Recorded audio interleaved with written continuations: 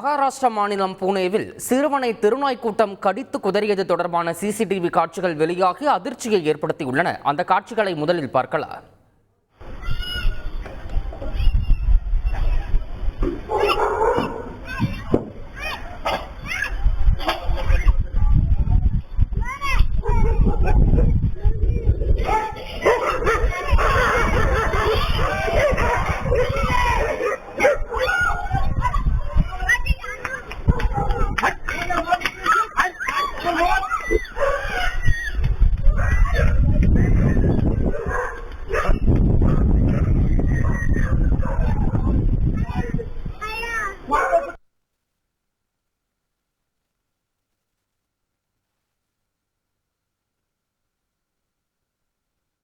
கூடுதல் விவரங்களை செய்தியாளர் ராஜா வழங்கிட கேட்கலாம்.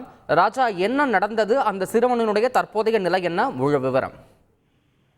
வணக்கம். மகாராஷ்டிரா மாநிலம் பூனே மாவட்டத்தில் கட்டச்சாவடியில் உள்ள யாஷ் பார்க் என்ற இடத்துல ஒரு 5 வயது சிறுவன் விளையாடி கொண்டிருந்தான். அவன் விளையாடி கொண்டு அந்த சாலை மார்க்கமாக நடந்து செல்லும் பொழுது திடீரென்று அந்த உள்ள தெருநாய்களை பார்த்து ஒரு நிமிடம் அங்கே நிற்கிறான். பிறகு ஒரு 7 முதல் 8 தெருநாய்கள் அந்த சிறுவனை சூழ்ந்து தாக்க ஆரம்பிக்கிறார்கள். இந்த தாக்குதலில் சிறுவன் அலறும் சத்தம் கேட்டு அந்த குடியிருப்பு பகுதியில் இருந்த 2 பெண்கள் ஓடி வந்து அந்த சிறுவனை காப்பாற்றும் முயற்சி. பிறகு அந்த பகுதியில் இருக்க சில ஆண்களும் ஓடி வருகிறார்கள். இவர்கள் காப்பாற்றும் முயற்சியில் ஈடுபடுகிறார்கள்.